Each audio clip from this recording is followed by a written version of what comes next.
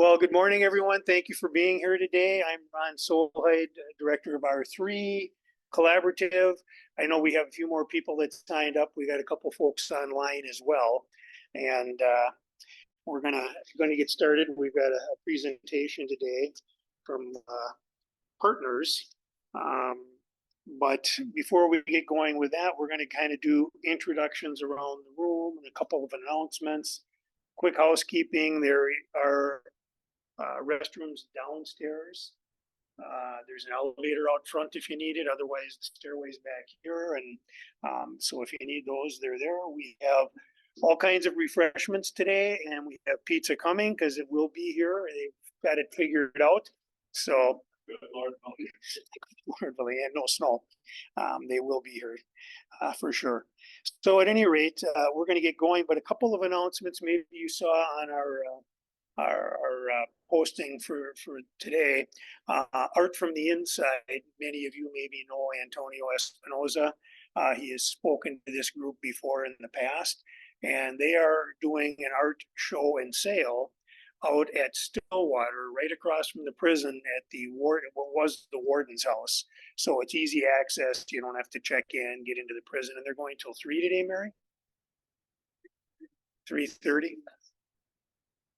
Okay, till 3:30 today. So if you have interest in any art pieces, we have some amazing artists with a lot of talent doing time in our prison facilities, and they have an opportunity through this program to sell their art pieces to the public. It used to be back in the day, they could only send them out to family. They couldn't really have an avenue to sell their pieces. And Art from the Inside got started by former corrections officer Antonio Espinoza and his wife, and really kind of helped open that avenue up to actually allow folks in prison to sell their artwork to the public. It's cash or check only. And there is a little piece here that was purchased. I think that's Matt's piece. It's going to be worth a fortune someday. Trust me. And it's something about, yeah, there's a paperwork below it. I think it's something about a loose screw or something like that. Screw loose, I'm sorry. It really resonated with Matt. Let's just put it down. So no, that's great. But if we can go around and just start with the introductions, who you are, the organization you represent, and that'll give our speaker, Ben, an opportunity to know who's in the room. And we've got, like I say, I think a couple of folks online maybe, but we'll check in with them too. So let's start with all the way in the back. My name is Jeremy Garland. I'm an actor and a songwriter in the Twin Cities. I have my own ministry for years called the Salvage Project, and we do concerts in prisons around the country. COVID made that very hard to continue, and I wanted to do more than just come in and do these stories. So I work now with an organization called the Redemption Project, and we sort of have a real school approach. We go into prisons and teach virtues. Through our Virtues for Success program, wisdom, courage, justice, self-control. And then we help men and transition out through two services, our employment services. We have employment partners that agree to hire and move with our program. And I'm the director of mentorship services now, so we provide mentors for each of our fellows and graduates that can come alongside them and help them through that transition. So it's really fun to back our experience. Great. Glad to have you here.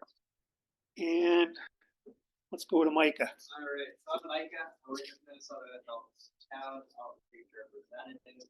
For me, my position is to represent 4 major towns: Scott, Brookline, Harvard, but I also have all of the POCs, so all of the institutions that have all of the meets. So I can go in, share information about our program, talk to incarcerated persons about their experiences being incarcerated outside of incarceration.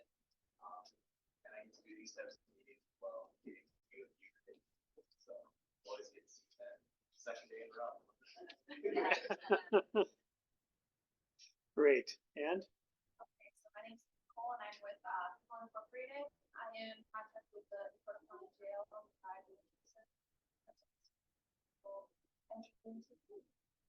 Great, welcome, thank Yeah, you. she's awesome. Oh, and she's awesome, that's even better yet. I'm Sarah Raymond, also with People Incorporated, with our corrections trades support team. I work, we have Anoka, Hennepin County, Ramsey County, and what did I say, and Dakota County. And so we have a grant from SAMHSA, and so we offer mental health support services, so I'm one of the mental health professionals. And so because we're grant funded, we don't go for insurance, so we do have all the people applying state is a justice affected background. So if they are on probation or parole, they qualify. So if you have somebody, a client, and for mental health services, and they're in one of those counties, I do have a card on me, and they can reach out for services if they're interested. And yeah, I think that's the main thing. I'm also a justice ambassador. I volunteer. Oh, great, thank you. I'm on the same team as that, I'm new. Okay, So I'm a health professional, primarily, and your name? oh, sure. Bill? Yeah. I didn't sign up. No, it's fine. Glad you're here. Oh, Happy thank to- you. I also worked at RSC University here, in some facility primarily. Sure, absolutely. Great to have you here, thank you. Yeah, And- so, if you want my card too. You've got cards with you? Yeah. Okay, yeah, we can put some on the table too. What's your cards, flyers? On the table right here when you get a chance. Okay, great, great. And let's go with Mary, the infamous Mary. It's hard to top, but yeah, people. I'm Mary President Peterson, and I'm working with RFB and Creative Homes as part of the Navigator team. I'm also the chair of the Minnesota Corrections Association Legislative Committee and a member of the Human Services Commission.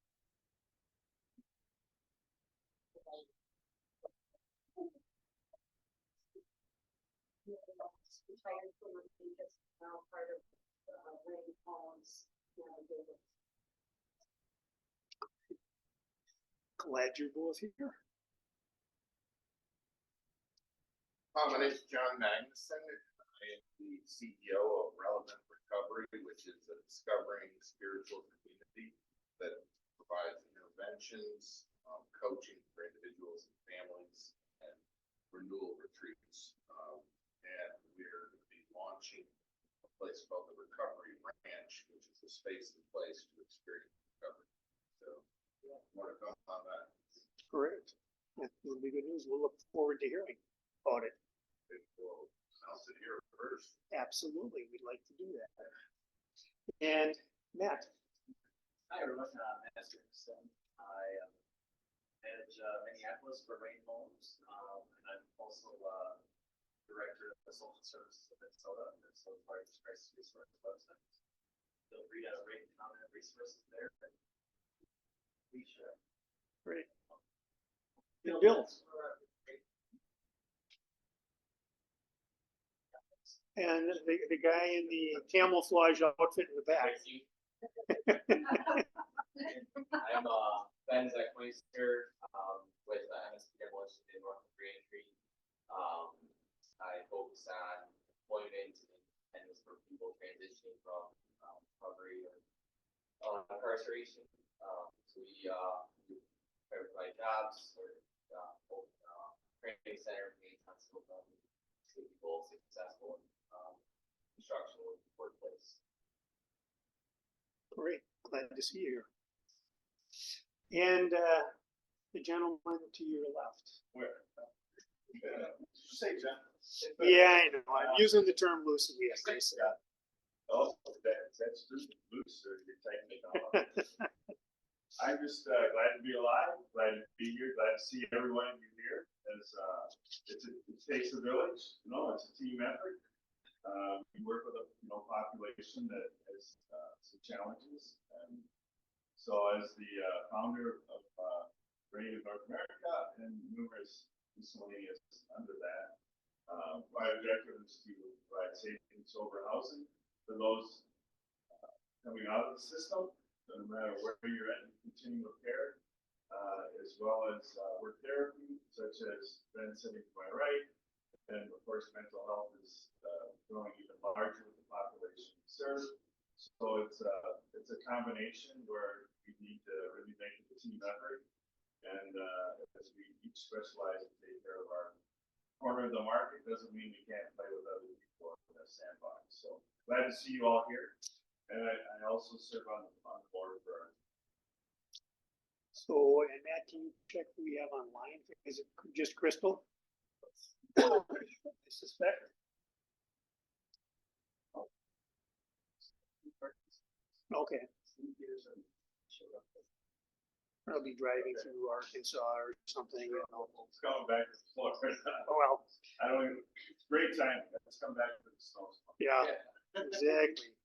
Well, thank you all for being here. And today we have Ben Stapp. Stapp or Stop? How do I? Stapp. Okay, I want to be sure I got it right. He's the Chief Growth Officer at Partners Behavioral Healthcare. He's a seasoned professional in the behavioral healthcare field with a master's degree and licensed as a licensed alcohol and drug counselor. Ben has over a decade of industry experience, including roles as a treatment director. His experience extends to designing specialized programs for justice-involved clients, which is pretty much who we all serve in this room here today. So I'd like you to welcome Ben, and he's going to provide us with some information about Partners Behavioral Healthcare and their SUD services that they provide. So Ben, without further ado, I'm going to give you the microphone. Oh, there's an actual microphone. That's funny. Okay, I'll put it right here. It doesn't really work. It's just got a little green light. Yeah, that's fine. Hi, everybody. I know many of you, and I always kind of like that, and talking in front of people you know is great. It's really important to me to tell you that I'm a person in recovery. Everything I typically do in this industry is because I want to help people.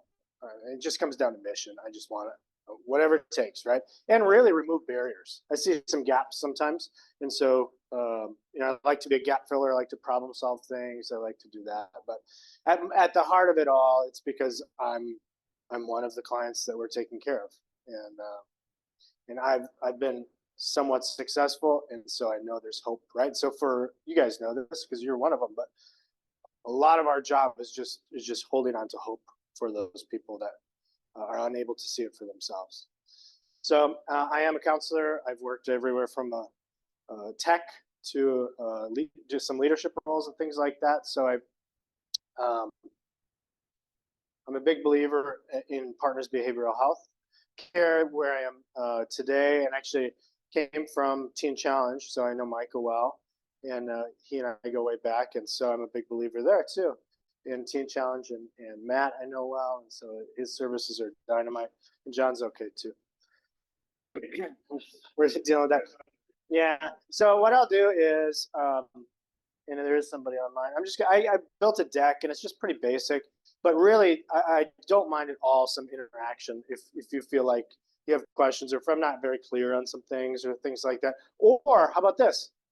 I love collaboration. So when you have ideas like, have you thought about this? I will probably be writing something down somewhere. If you have ideas, I'm all for new ideas, right? I mean, I think this industry sometimes is pretty siloed. And I think we have to really start. This is a great meeting just to combat that, because we should be working together. We don't do all things at Partners Behavioral Health Care, and we're not for all clients for sure. And so we really want to make sure that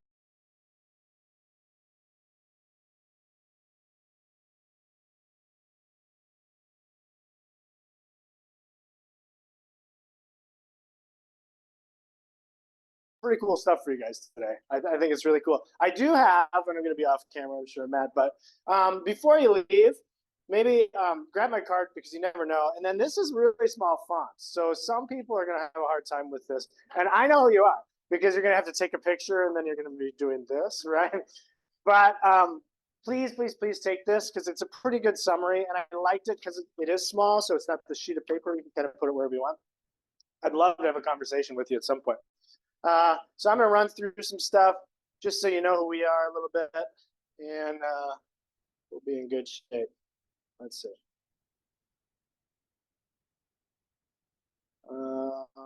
wait for it. Slideshow, yes, resume, sure.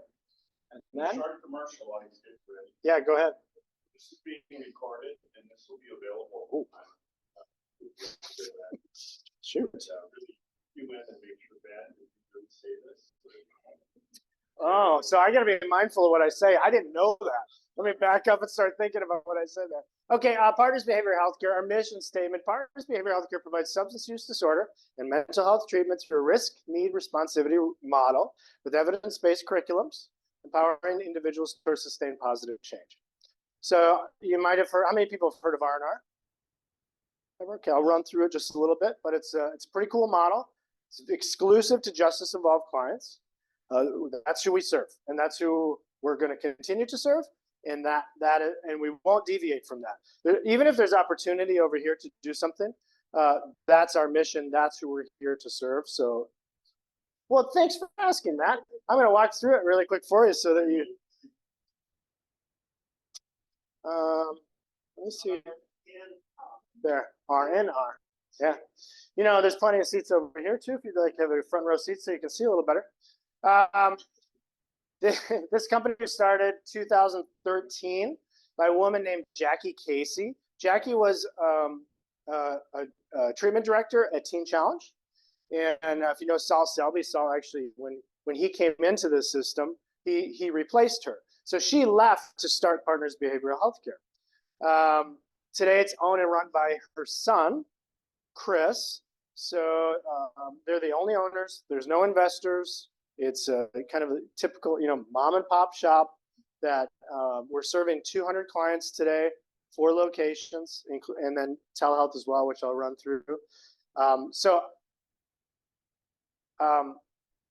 It has that sense of a couple of things. We're able to pivot and move quickly when we need to, because there's not a corporate structure of needing to get these boxes checked to make decisions and make things.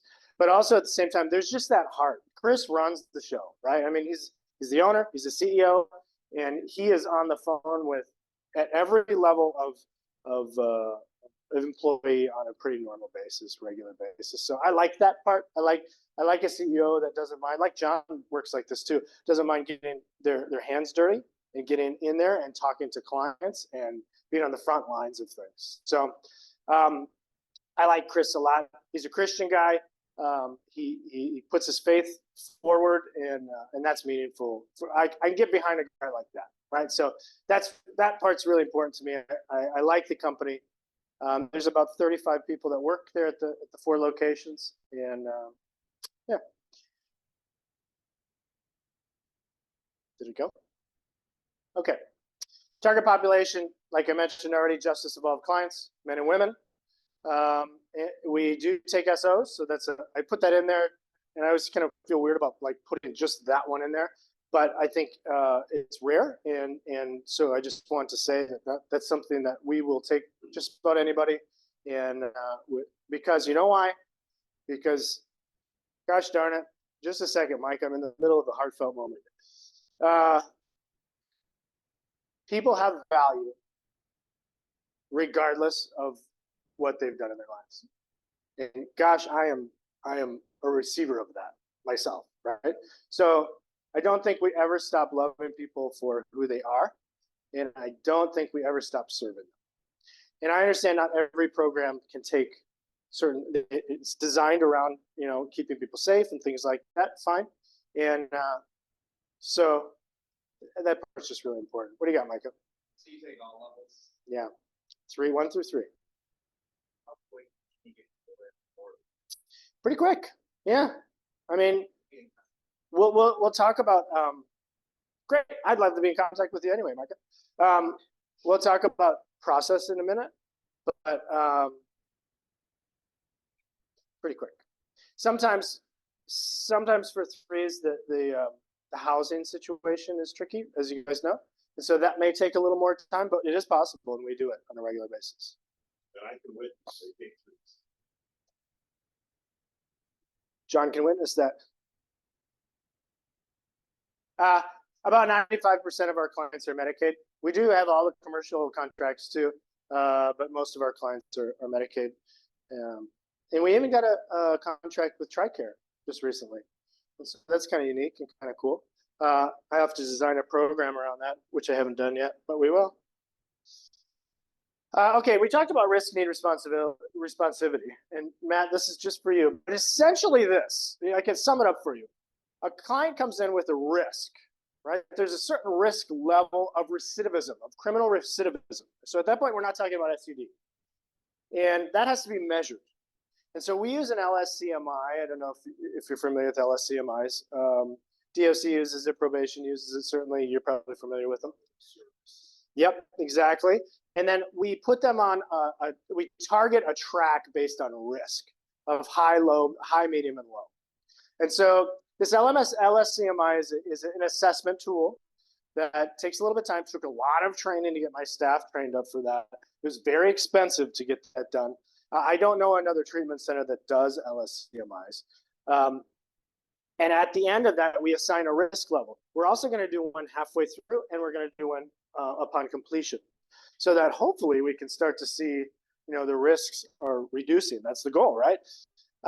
We have 3 levels, like I said. We use MRT, if you're familiar with that. Decision points is a curriculum. Probably many of you are familiar with that. And then anger management. Of course, within our groups, there's tons of process groups as well, and skill building groups and things like that. We talk about parenting quite a bit and things like that. But our foundations are those 3: MRT, decision points, and anger management. If you've ever been around MRT and the R&R model, essentially what it is it looks at what is their risk, what do they need, and what is the response to that? What are we gonna build? It is all about accountability, and that it is a difficult program, right? Because it's the type of thing that you're expected to be in a group at this time. This is so hard for me. Expected to be in a group at this time, and at 10 o'clock, we'll say, and it's 10:01 and the door shuts. You weren't there on time. Now you're going to sit out in the hall. Oh, it just kills me, right? Because I'm a full of grace type of guy, right? And like, well, but can't we just, and the concept of that is no, you need to be accountable to the group. You need to be accountable to yourself. There's a pattern in your life, and we're trying to break that pattern and build a more healthy one. The only way you're going to do it is by getting those little things, right? The kind of, what I call small permissions, right? I used to do this a lot myself. I still do it, but I try not to. Type of thing where jaywalking, no big deal. Most of the time, you're going to be just fine. I would do it all the time. And then when I was doing an inventory on my own life, I started to find some of these things that I did that were just little, not hurting anybody, right? But what I found is by doing those little things, I allowed myself to come to the conclusion that the rules don't apply to me. That why don't we jaywalk? Because it's dangerous. You can get hurt, but I'm not going to get hurt. Other people may be. Does anybody really get hurt? No. So I think sometimes those rules don't apply to me. That's a dangerous way of thinking, right? Because if I can do it with small things, I can likely do it with large things, and you become desensitized. So we try and break that to some degree. And so therefore, I work my best and hardest to go to an intersection and go across in the crosswalk instead of jaywalking. Because the point is this: I have a family, and I have kids, and I have grandkids, and it's like I would like to be around. So if I jaywalk, if I do something so stupid as jaywalking because I'm lazy and I don't want to walk the extra 50 yards, and I get hit by a car, well, the impact of that on other people is tremendous. And so we try and coach them through that too. The impact of your decision making is tremendous on not just you, but on a number of people, including the community. And so there's an example. But these curriculums, man, they're dynamite. They are the real deal, and it's a lot of work. Check this out. You got a new counselor come in. We have to train them on all that. And that's a big undertaking, right? So I'm just saying, the business model from a financial standpoint, it is not the best model because it's so expensive every time you have a new LIDC come through to train them and try to hold on to them. But we're going to stick to it because these curriculums work and they're more effective. So just to give an example, Okay, here's the breakdown of it. I was just talking about this. This is the one you're going to want to really pay attention. Risk refers to the assessment of individual's risk of reoffending. The need is just looking at criminogenic needs. What do they need, and what is likely to contribute to them reoffending?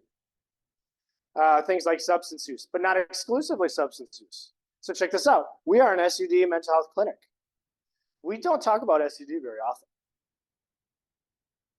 We're talking about their life. We're talking about their decision making. We're talking about other things, core issues that got them to that place. But lack of education or employment, antisocial peers, poor impulsive control. So we use the word pro-social pretty often, and there's pro-social behaviors that could take place. And as a staff, we have to model those. So we're constantly trying to model those. And then how are we responding to that? Responsivity refers to principle matching intervention strategies. So in other words, client comes in. While they're coming in, we're going to do a bunch of different things. We're going to start with a comp assessment. Obviously, it's going to open up funding and give them diagnosis for SUD. But then we're going to do this LSCMI that I was just talking about, measure that part. That's going to place them on a track, and that track will be determined by high, medium, or low. Then it's a prescribed amount of hours based on track, right? And we'll also do a DA if they'll let us. So our mental health clinic is separate. So we have our SUD clinic and mental health clinic. There's some benefits to that. It works out well for it's just organization, keeping them separate. But B, an SUD event is typically 3 to 6 months. A mental health event is typically much longer, 2 years plus. And so when they finish our SUD event, they can continue with the same therapist with mental health. For you therapists, you know how important it is to build that relationship, right? And to have to leave the treatment center and now leave your therapist and go start all over again, that's tough. And I think we're asking too much of them. I kept my same therapist for 8 years. And I did that because I trust him and he understands all my junk, right? And my crazy thoughts, you have these crazy thoughts. Maybe we won't get into those. But the point is, if I had to switch every 6 months, I don't know if I would continue with therapy because it's so much work to get to the place of this is who I am and feeling vulnerable, being vulnerable enough to tell everything about you. So that part I really like. I like that model a lot. I would say this: high, medium, low. We're going to prescribe that right away. Put them on a track. The high risk is going to remain pure. And what I mean by that is typically you don't want to put high risk offenders in the same group as low risk offenders. And so we will keep, when they start in the high risk track, they're going to end in the high risk track. And part of MRT is sticking with that same group and maintaining with R&R, maintaining that accountability. And the people that are doing well, typically about a 6-month program, are really well, really kind of nurture the newbies and things like that. So outside of that, the medium and low can kind of go back and forth. The medium, 20 hours, typical IOP. That IOP then can be stepped down to OP. And then I'm adding a 3-hour-a-week group too, just as like a maintenance type of group, and they can stay with that indefinitely. That was a request from clients. They were continue with mental health, and they said, you know what would be great if I had a check-in group once a week. That would be really valuable. So I'm not there yet, but we're building that just because clients demanded it. So that's pretty cool. And then peer recovery. I'm a big advocate of peer recovery. Several of our peers, not all, are forensically trained too. At some point, all of them will become forensically trained. Those peer specialists are serving our clients in the evenings and weekends, in the homes they're staying at their own home, in the community, all over the place. The peer service is not designed to be inside treatment. It's designed to be out there. They're not techs. They're not there to take UAs. They're not there to run reports. They're there to meet one-on-one with people and most of the time listen, but also to be a resource for getting your license back and jobs and things like that. So we're big believers in peer service. Questions on anything so far? When you said that the high risk track, stay with the hires? Does that mean the whole group would go down to 20 hours? No, it means that they're going to start and finish on that 30-hour, and then from there they could go down to an OP that they'll fit it. What I mean by this is in this one and this one, there's phases that would have a natural step down within the program. On this one, they're going to start and finish that IOP event in 30. After that, then they can step down to lower if they want, but that's optional. So they graduate from that 30. Most then go to a 9. So they pretty much complete their, like, if they had a full directive. Yeah. That would be completed then when they complete the high risk portion. Correct. Now, to be clear, that doesn't mean they continue with 30 hours of programming. They just stay in that pure group. So they'll be coming, instead of 5 days a week, they'll be coming 3 days a week and then 2 days a week. So the step downs are within the high risk group, but they stay with that high risk group the whole time. Does that make sense? Yeah. I'm just wondering, do we have common form groups or practices? No, we really don't. And when it comes to our mental health, it's there really to support our SUD clients. So we're not doing any community-based services outside of the ones who have graduated our programs. Each individual therapist kind of has their own strengths, including like art therapy. Have you heard of art therapy? Not art, but pretty cool, right? So they come with different specialties. Certainly, many of them specialize in trauma-informed care for sure.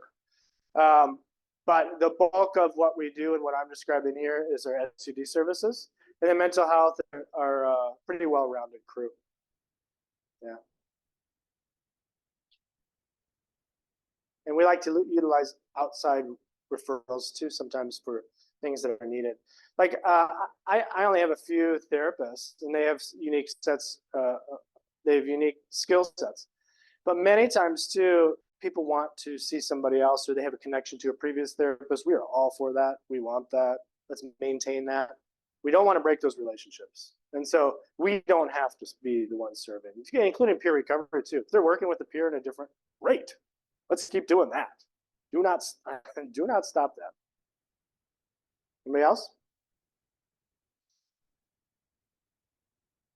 Okay, this telehealth program, you guys, I just get excited about this. So check this out. If you join our telehealth, that's what this is. We do it statewide, of course, because it's telehealth, so no real, locations per se.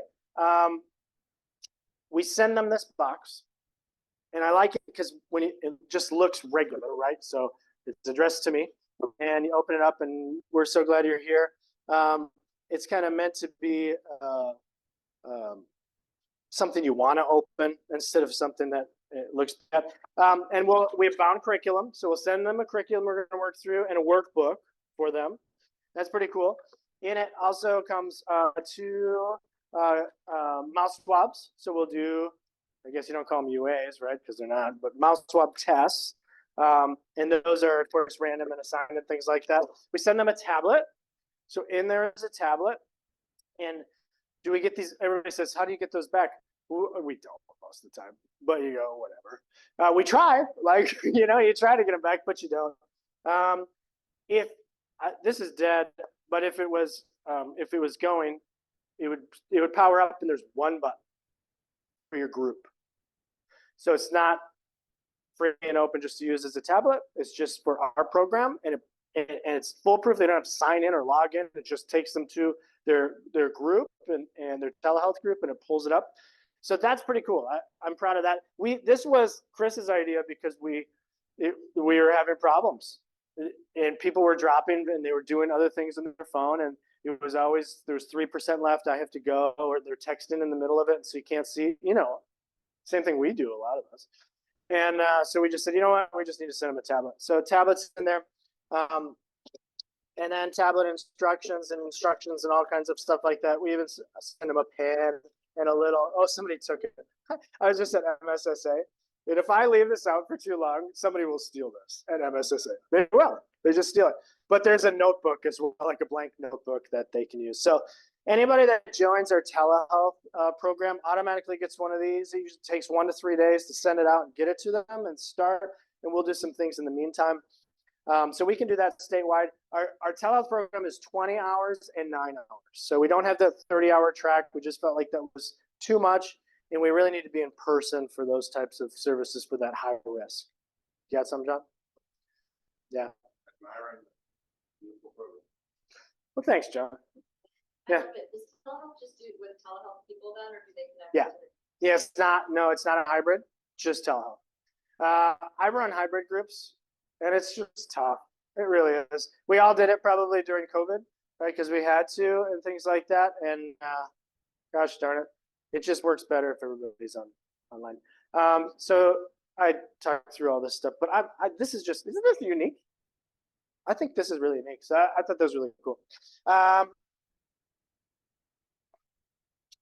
Housing. Okay, so we have a number of housing partners. If you, this is the typical type of thing. We'll pay up to $650 for the bed. We do some different things in that we'll typically buy whole houses. They're not our houses. We work with a partner, and we'll buy all the beds in that house. And so all the clients, hey, now I got to compete with that. All the clients in those beds are our clients. So now they're talking similar, they're using the same language, that R&R carries over to their peer service remains there, things like that. Now, if you own a house or if you are involved in housing, I am more than happy. We have several people that if they're already housed, let's keep them in that bed. Again, consistency. We don't want to move them if we don't have to. And we'll pay for that bed for sure, as long as they're in our IOP program. We pay for that. So we can come into our program, we can place them in our current partners. And if you own housing, you want to become a partner, I'd love to talk to you about it. We're very selective because we have to make sure the environments are conducive to recovery. And so I turn down more people than I do business with. But we just see housing is a really important piece of this. Go ahead. St. Paul, Minneapolis are the big ones. And I'm open to other ideas. We have in Virginia and Hibbing, we have some up there because we have campuses up there. But I probably need a solution for telehealth as we're growing our telehealth program. Because right now we have 2 groups. I have capacity for probably another 100 clients though, because I just started to build capacity. And they're going to be scattered, right? And so I'm going to need some housing solutions around the state. So I'm open to ideas about that too. Housing questions?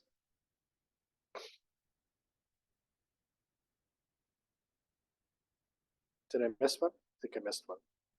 Yeah, I got a comp assessment program that can be a standalone program. We can do them same next day, whatever.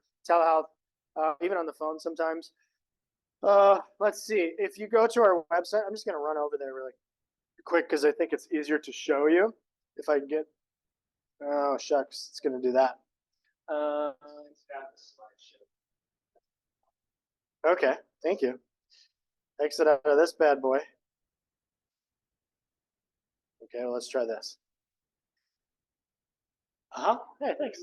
Okay, so this is our website. Oh, because external display is disconnected. Turns out it's not, though. I sure will. Thank you. Hey, this is great. Thank you. Is our website. All our stuff is there. Everything I'm talking about today is there. But if you go to schedule, you go to comprehensive assessments. And in that, you would choose a type of appointment. You can schedule them in person up north, not here yet. And so we would be down south. And so you book that and you go, okay, tomorrow. How about tomorrow at 9 a.m.? Great, let's do that. And then you continue. And you put all the client's information in there and some consent type of stuff. And you complete the appointment. And then the counselor will call tomorrow at your appointed time. Now, this is not designed to be just an intake for us.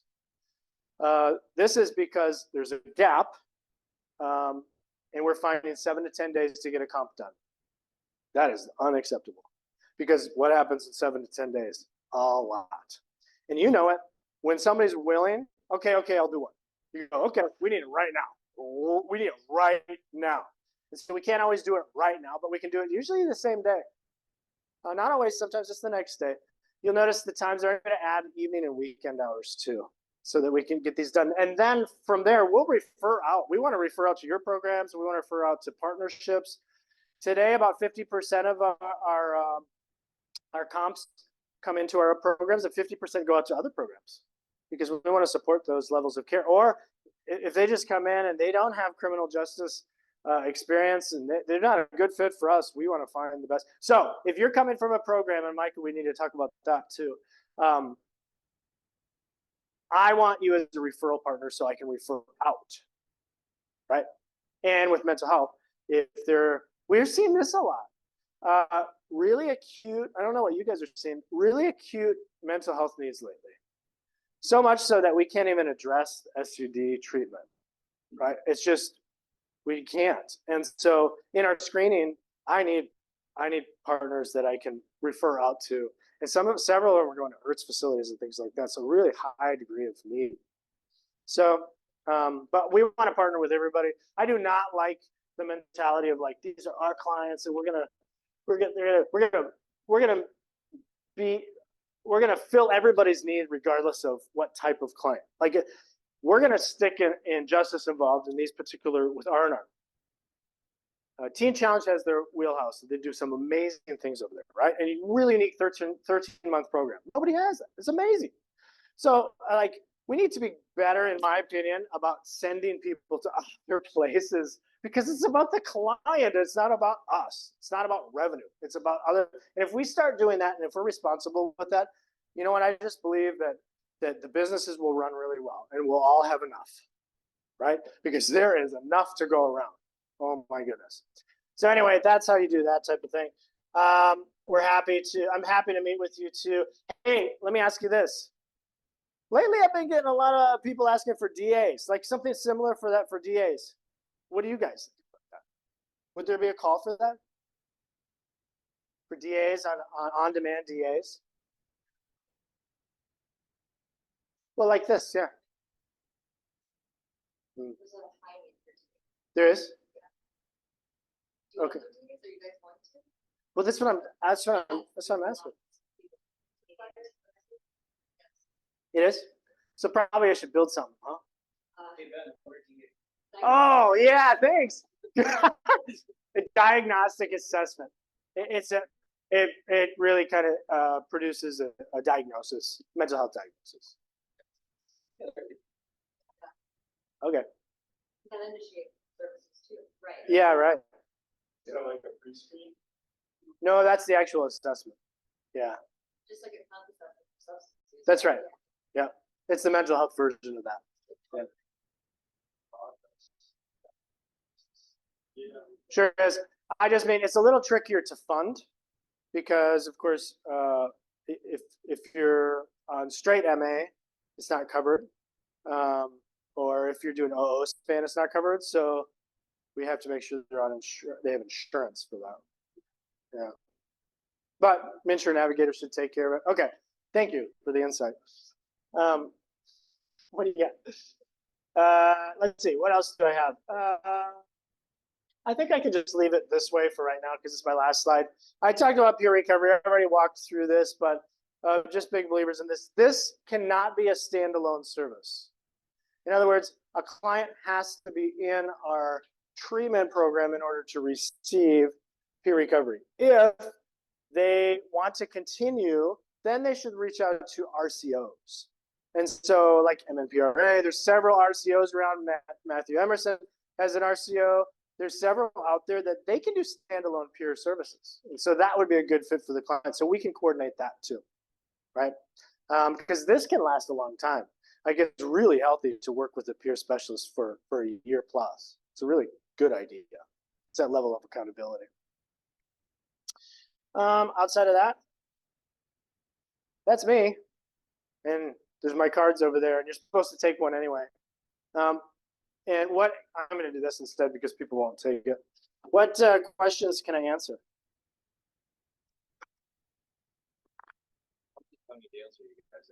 We are only in Anoka and Dakota at the moment, but I think we should be in more. You're welcome. Jail. Yeah, but we're talking about we're talking to the workhouse people. I would love to be in there. I think it's appropriate to do so. So connect me, would you? We have a team in there too with. You do? Able Incorporated, and yeah, we'll have to- Let's connect. I would love to. Right. Johnny already had the other one. Yeah, great. What else can I answer? I know you're smelling, Their pizza. you're smelling pizza, so it's hard to keep your attention now. Who are you? I'm Ben Stapp. Would you guys give me your contact information too, so that we can connect, or you could just send me an email if you think it's appropriate to talk, but my goodness, I'd love to talk to you. Sometimes just to noodle ideas. Like the whole DA thing came from just a no agenda meeting, like what's needed. So just a question with, so you're primarily in Anoka, Dakota. Sales there. How are you finding, referrals? Yeah, we get a lot of straight from DOC. We get a lot from probation themselves. We get a lot from reentry programs. Yeah, things like that. So we're right out of Freedom. Our campus is at FreedomWorks in North Minneapolis. Is where our Minneapolis is, and then St. Paul. We're right on University. Great. Thanks for your time, you guys. I really appreciate it. Thank you, Ben. Yep.